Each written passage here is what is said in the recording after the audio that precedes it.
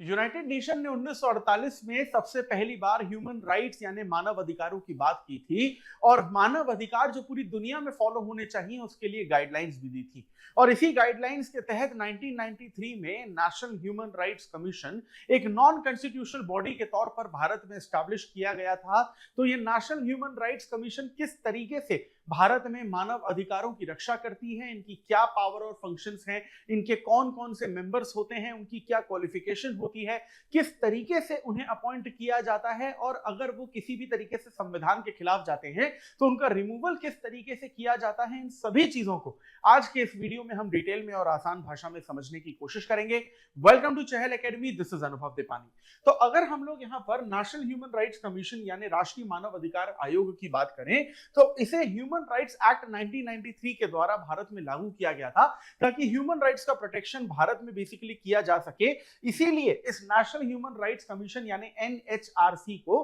भारत में human rights के watchdog की तरह भी देखा जाता है और हेडक्वार्टर आपको इसका न्यू दिल्ली यानी भारत की राजधानी में ही देखने को मिलता है। अगर इनके मेजर ऑब्जेक्टिव्स की हम लोग बात करें तो इनका मेजर ऑब्जेक्टिव अब एक ही लाइन में समझ सकते हैं कि भारत में किसी भी तरीके से जो ह्यूमन राइट्स हैं कहीं पर भी किसी भी तरीके से वायलेट नहीं होने चाहिए और अगर मान लीजिए वायलेट होते हैं तो उनके खिलाफ कार्रवाई करने का जो इनिशियल फंक्शन, अथॉरिटी या ऑब्जेक्टिव या पावर होता है वो नेशनल ह्यूमन राइट्स कमीशन को ही दिया गया है। अब अगर हम लोग इसके ऑर्गेनाइजेशंस की बात करते हैं, इनके मेंबर्स की बात करते हैं तो सबसे पहले हमें यहां पर एक मल्टी मेंबर बॉडी के तौर पर एनएचआरसी में एक चेयरमैन और 5 अलग अलग दूसरे मेंबर्स यानी टोटल 6 मेंबर्स देखने को मिलते हैं। लेकिन इन 6 मेंबर्स के अलावा 7 और एक्स ऑफिसो मेंबर्स हमें देखने को मिलते हैं, जिसमें हमें नेशनल कमीशन फॉर माइनॉरिटीज के chairperson, national commission for SC ST and national commission for women के चेयरमैन, इसके अलावा नेशनल कमीशन फॉर ओबीसी के चेयरमैन, साथ ही साथ national commission for the protection of child rights के chairperson and chief commissioner for person with disabilities, ये 7 member हमें एक्स ऑफिसो मेंबर्स की तरह देखने को मिलते हैं। इसका मतलब ये हुआ कि अगर कोई भी एक व्यक्ति जब तक national commission for schedule caste, SC ST या फिर विमेन या ओबीसी इन कमीशंस का बेसिकली चेयरमैन है तब तक वो नेशनल ह्यूमन राइट्स कमीशन का भी चेयरमैन रहेगा। जैसे ही वहां पर चेयरमैन चेंज होगा यहां पर मेंबर भी चेंज हो जाएगा। इसी को हम लोग कहते हैं एक्स ऑफिसो मेंबर्स। यानी कि अगर आप ऊपर के 6 मेंबर्स और नीचे के 7 एक्स ऑफिसो 7 मेंबर्स मिला लें यानी टोटल आपको ये जो बॉडी है वो 13 मेंबर्स की देखने को मिलती है। वहीं अगर हम इन प्रॉपर 6 मेंबर्स की बात करें that is chairman plus other members, उनकी क्वालिफिकेशन अलग अलग है। एनएचआरसी के चेयरपर्सन की सबसे बड़ी क्वालिफिकेशन ये दी जाती है कि वो particular person retired chief justice of India होना चाहिए या फिर सुप्रीम कोर्ट का कोई जज होना चाहिए। अगर फर्स्ट मेंबर की बात करें तो वो पहला मेंबर रिटायर्ड जज होना चाहिए सुप्रीम कोर्ट का या सर्विंग जज होना चाहिए। इसके अलावा सेकंड मेंबर एक रिटायर्ड चीफ जस्टिस होना चाहिए हाई कोर्ट का या सर्विंग हाई कोर्ट का चीफ जस्टिस होना चाहिए। और जो थर्ड, फोर्थ और फिफ्थ मेंबर होते हैं वो ऐसे मेंबर्स होने चाहिए जिन्हें ह्यूमन राइट्स के से रिलेटेड प्रैक्टिकल नॉलेज और एक्सपीरियंस हो। लेकिन आखिर के जो 3 मेंबर्स होते हैं इन यानी कि थर्ड, फोर्थ और फिफ्थ मेंबर, इसमें जरूरी ये है कि एक मेंबर जो है वो महिला होनी चाहिए यानी फीमेल का भी इंक्लूजन यहां पर बहुत ज्यादा जरूरी है। अब ये जो सारे के सारे आपके 6 मेंबर्स हैं इनका अपॉइंटमेंट सीधी सी बात है कि प्रेसिडेंट ऑफ इंडिया के द्वारा किया जाता है। लेकिन यहां पर प्रेसिडेंट ऑफ इंडिया को प्राइम मिनिस्टर और काउंसिल ऑफ मिनिस्टर एडवाइस न देकर एक कमिटी एडवाइस देती है और उस पर्टिकुलर कमिटी में आपको 6 मेंबर्स देखने को मिलते हैं, जिसमें प्राइम मिनिस्टर होते हैं उस कमेटी के चेयरमैन के तौर पर, लोकसभा के स्पीकर, राज्यसभा के डिप्टी चेयरमैन, लोकसभा के लीडर ऑफ ऑपोजिशन, राज्यसभा के लीडर ऑफ ऑपोजिशन और यूनियन होम मिनिस्टर। यानी 6 मेंबर कमेटी के तौर पर जिस पर्टिकुलर व्यक्ति के नाम का रिकमेंडेशन प्रेसिडेंट ऑफ इंडिया को देते हैं, प्रेसिडेंट ऑफ इंडिया एनएचआरसी में उसी पर्टिकुलर मेंबर को, उसी पर्टिकुलर पर्सन को मेंबर या चेयरमैन बनाते हैं। याद रखने वाली बात यहां पर है कि अगर चेयरमैनशिप या मेंबर के लिए अगर सुप्रीम कोर्ट के जज को या फिर हाई कोर्ट के चीफ जस्टिस को यहां पर मेंबर बनाया जा रहा है तो उसके लिए जरूरी यह है कि इस कमेटी के अलावा जो चीफ जस्टिस ऑफ इंडिया हैं उनका रिकमेंडेशन यहां पर होना बहुत ज्यादा जरूरी होता है। लेकिन प्रेसिडेंट ऑफ इंडिया अगर इन्हें अपॉइंट कर रहे हैं इसका मतलब ये हुआ कि वो बेसिकली चेयरपर्सन या मेंबर को रिमूव भी कर सकते हैं अगर वो कॉन्स्टिट्यूशन का वायलेशन करते हैं, किसी तरीके के करप्शन का केस करते हैं या फिर किसी भी तरीके का मिसबिहेवियर करते हैं, अपनी पोस्ट के अलावा किसी और दूसरी पोस्ट पर भी रहते हैं जहां से उन्हें किसी भी तरीके का मॉनेटरी बेनिफिट हो रहा है, या फिर अगर बाद में ये पता चलता है कि वो मेंटली स्टेबल नहीं है, सही डिसीजन नहीं ले पा रहे हैं, या फिर चेयरमैन या मेंबर रहते हुए अगर किसी एनएचआरसी के पर्सन ने किसी भी तरीके का ऐसा क्राइम कर दिया जिसकी वजह से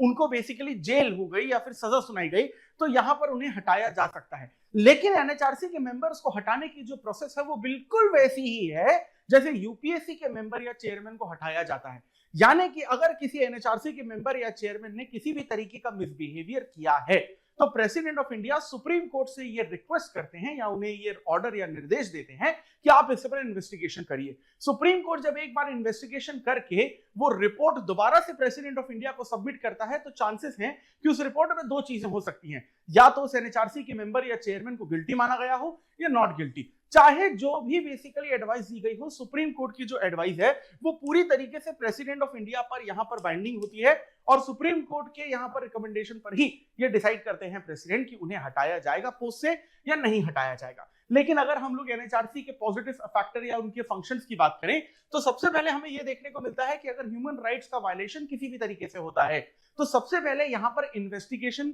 जो प्रायोरिटी लेवल पर की जाती है वो यहां पर की जाती है आपके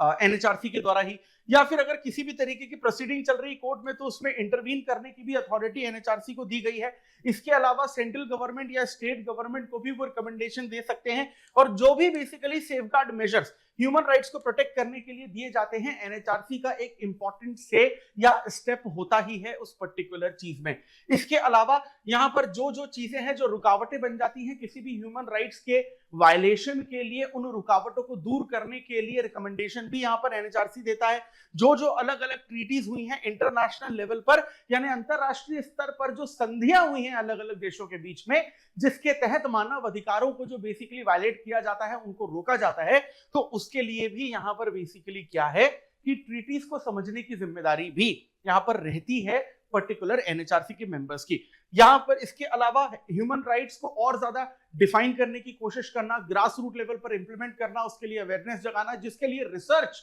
करना बहुत ज्यादा इंपॉर्टेंट होता है। एनएचआरसी का यहां पर मेन फंक्शन यह भी होता है कि वो रिसर्च करते हैं, अवेयरनेस जगाते हैं और जो एनजीओ ह्यूमन राइट्स के लिए काम करते हैं उन एनजीओ को सपोर्ट करने का काम भी नेशनल ह्यूमन राइट्स कमीशन के द्वारा ही किया जाता है। अब अगर हम लोग इनकी यहां पर पावर की बात करें तो सबसे बड़ी बात यह है कि एनएचआरसी को उतनी ही पावर दी गई है जितनी सिविल कोर्ट के एक जज को दी गई है, but in the respect of only and only human rights cases. यहां तक कि अगर किसी भी तरीके का ह्यूमन राइट्स का कोई भी वायलेशन होता है तो वो वायलेशन यानी वो क्राइम होने के 1 साल के अंदर अंदर ही एनएचआरसी को वो केस खुद से सॉल्व करना होता है। अगर 1 साल की जो टाइम लिमिट है वो क्रॉस हो जाती है तो एनएचआरसी बेसिकली उसमें इंटरवीन नहीं कर सकता है, यानी फिर वो नॉर्मल आपके सिविल कोर्ट या क्रिमिनल कोर्ट की तरफ ही जाता है। इसके अलावा यहां पर अगर सेंट्रल गवर्नमेंट या स्टेट गवर्नमेंट किसी भी तरीके की सबऑर्डिनेट अथॉरिटीज को कोई भी एक ऐसा ऑर्डर देती है जो ह्यूमन राइट्स या उसके वायलेशन या उसके केसेस या इन्वेस्टिगेशन से रिलेटेड हो, तो यहां पर एनएचआरसी अपनी पावर का इस्तेमाल करके